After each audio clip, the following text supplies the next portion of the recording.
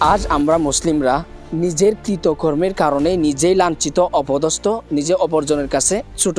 কারণটা হলো কেন, আমাদের যেই কাজগুলো করা দরকার সেগুলো না করে অপরজনের কাজগুলো আমরা নিজেরাই নিজের উপর নিয়ে নিচ্ছি। কখনো এই কারণটা ভেবে দেখেছেন কেন আমরা এই বিধর্মীদের কাছে বা ভিন্ন শ্রেণীর মানুষের কাছে যারা ইসলাম প্র্যাকটিস করি, এই মানুষগুলো লাঞ্ছিত, অপদস্থ?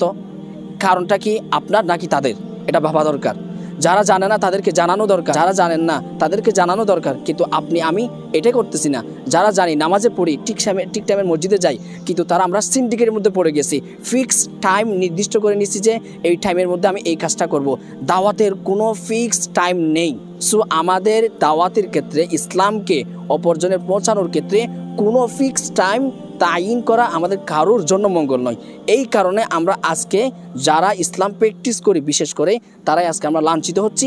আমার নিজের সমাজের কাছে আমি ছোটো হচ্ছি, আমার একজন ভাই, ইসলাম মুসলিম ভাই, তার কাছে আমি ছোটো হচ্ছি। কেন? আমি তার কাছে দাওয়াত পৌঁছাতে গেলে আমি কেন লজ্জাবোধ করবো? আমি কেন বই করব? সে তো আপনাকে মারবে না, খাটবে না। সো একটাই আমাদের রিজন, এটা হচ্ছে কি আমাদের লজ্জাটা ফেলতে হবে। সে কি বলবে কি বলবে না, ইটস নট ডাজন্ট ম্যাটার। আমার কাজ হচ্ছে কি, আল্লাহ আমাকে পাঠাইছে কাজ করার জন্য, কাজ করতে হবে। বাল্লিগু আন্নি ওয়ালাউ আয়া। আপনি যে 5 ওয়াক্ত নামাজ পড়তেছেন, এটা আল্লাহর পক্ষ থেকে বড় একটা নিয়ামত দান।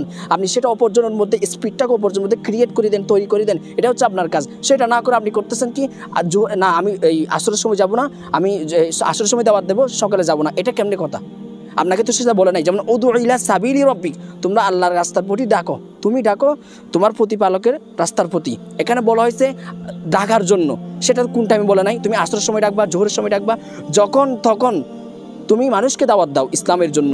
যে ভাইগুলো, আমাদের যেই এই চাচাগুলো, আঙ্কেলগুলো ইসলামের প্রতি অমনোযোগী এবং ইসলামকে তারা প্র্যাকটিস করে না, ইসলামিক নামাজ ইত্যাদি থেকে দূরে সরে আসছে তাদেরকে তোমার মধ্যে যে স্পিডটা তৈরি হয়েছে ইসলামকে মানা, ইসলামকে জানার, ইসলামকে প্র্যাকটিস করা, সেটা তার মধ্যে তৈরি করে দেয়। এটা আপনার দায়িত্ব। এটার মধ্যে কোনো নির্দিষ্ট ফিক্সড টাইম করা যাবে না। যদি করে থাকি, এটা আমাদের জন্য লজ্জা, এবং আমরা যে ধ্বংস হব, আমরা নিজে যে লাঞ্ছিত হব, আমার সমাজ যে বিলুপ্ত হয়ে যাবে, তার কারণ এটাই সবচেয়ে হতে পারে।